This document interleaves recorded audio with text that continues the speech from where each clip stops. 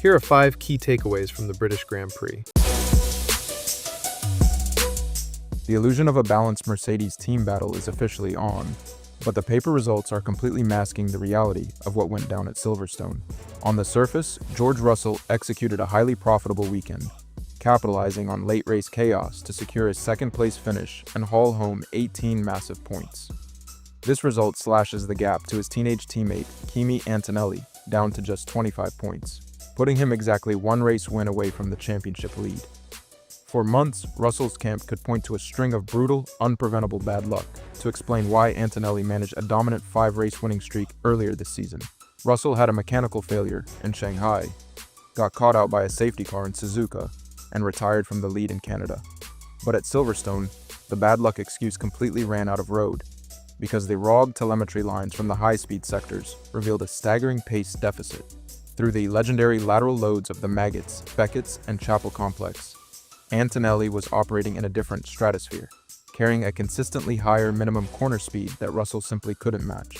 Antonelli took pole, managed his tires flawlessly, and looked set for an easy victory until lap 41, when his front left wheel shield shattered and partially detached, destroying his downforce and causing massive understeer. Even while driving a broken car, Antonelli frantically tried to claw back points, pushing so hard over the curbs that he incurred a 5-second track limits penalty, ultimately dropping to 16th after a late safety car bunched the field. Mercedes has already announced they will not challenge the penalty. Russell inherited second through pure fortune, and he knows that if he cannot find organic pace to match the teenager in clean air, his claim to the team's leadership will permanently crumble. When Charles Leclerc crossed the finish line to take a spectacular victory, his raw emotion spilled over the team radio. His vocal declaration, "Hard work paid off, hard times never last, only tough people last," carried the immense psychological weight of a painful winless drought tracing all the way back to late 2024. Ever since Lewis Hamilton arrived in Maranello and instantly secured a popular victory at Barcelona, the hypercritical Italian media had begun heavily questioning whether Leclerc possessed the mental fortitude to withstand a 7-time world champion teammate. The pressure cooked over in Austria, where Leclerc qualified on the front row but dropped back to a miserable 8th-place finish after struggling to find compliance with a simulation setup direction heavily influenced by Hamilton's style. Realizing he was being sidelined, Leclerc took a massive career gamble after the Saturday sprint race. He staged a mechanical rebellion, flatly refusing to follow the data from Hamilton's side of the garage and demanding his engineers revert to an aggressive, high-rake setup he had trusted in the past. The defiance paid off beautifully as Leclerc dominated from the front.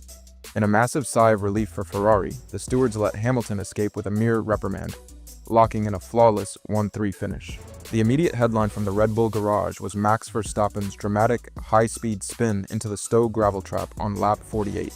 But the real story is the escalating engineering crisis developing underneath the bodywork of the RB22. Verstappen's explosive post-race remarks unmasked a deep structural flaw that a major aerodynamic upgrade package brought to Austria completely failed to resolve. Silverstone is a notorious energy-starved circuit, a layout that places an extreme, uninterrupted demand on a power unit's hybrid system. The system must efficiently harvest kinetic energy under heavy braking zones and deploy it continuously across immense, full-throttle stretches, like the Wellington and Hangar straightaways.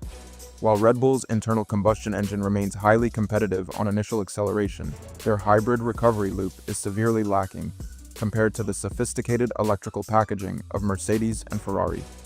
Telemetry showed that Verstappen's car was hitting a hard electrical ceiling halfway down the straights, a phenomenon known as clipping, where the hybrid battery cuts out early, leaving him entirely defenseless against top-speed passes.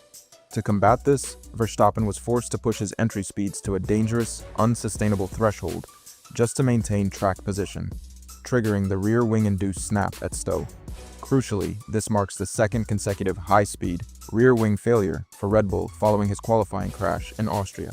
Verstappen publicly excoriated the team, calling the back-to-back failures super dangerous. When cornered by the media about whether this frustration would impact his long-term future with the team, Verstappen ominously stated, "I'm not going to say anything about that right now." With the team now desperately considering parking their experimental upside-down trick rear wing for Spa, a total corporate meltdown is looming. The reigning world champions have officially hit a developmental wall, as the high-speed demands of Silverstone brutally expose the structural weaknesses of the MCL40 platform. While McLaren's engineering staff hope to claw back their performance deficit, turning up the engine maps and qualifying revealed a severe lack of aerodynamic downforce efficiency and low drag balance. This left Lando Norris and Oscar Piastri completely stranded on pure race pace, cementing McLaren as the slowest of the top 4 traditional teams on a circuit that punishes underfloor loading inefficiencies. To make matters worse, their entire race strategy was dismantled on the very first lap, when Piastri suffered severe front wing damage in a high-speed collision with Racing Bull's Liam Lawson. Though the stewards controversially declined to penalize Lawson, the damage ruined Piastri's afternoon, leaving him to finish a miserable 11th while Norris fought a losing battle further ahead. The definitive blow came during the post-race interviews, where a dejected Piastri candidly admitted that upcoming power tracks like Spa and Monza are going to be sad. This defeatist outlook highlights a team trapped in full damage limitation until their highly anticipated upgrade package finally arrives at the Hungarian Grand Prix. While the traditional frontrunners battle for podium positions, the intense war for 5th place in the Constructors' Championship has reached a definitive tipping point. Alpine held an early season monopoly over the mid-grid, but the performance delta has swung decisively in favor of Racing Bulls since they introduced a massive floor and side pod upgrade package in Montreal. The British Grand Prix served as the ultimate validation of this technical shift. Liam Lawson utilized the stable rear end compliance of his upgraded chassis to carve through the field from 10th to finish an outstanding 6th, while his rookie teammate Arvid Lindblad brought the second car home in 7th. This massive double points haul leaves Racing Bulls just a single point behind Alpine in the standings, though the race wasn't without internal drama.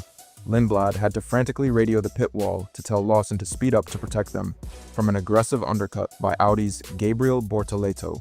Further back, Williams driver Carlos Sainz found himself on the receiving end of a rare penalty lap under the safety car that dropped him out of contention to 12th.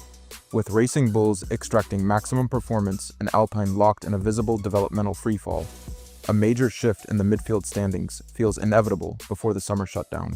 With the tech wars raging at the front and a complete changing of the guard happening in the midfield, next up is Spa-Francorchamps in Belgium, where the massive straights are bound to show what answers Ferrari and Red Bull can find from Mercedes' massive engine advantage.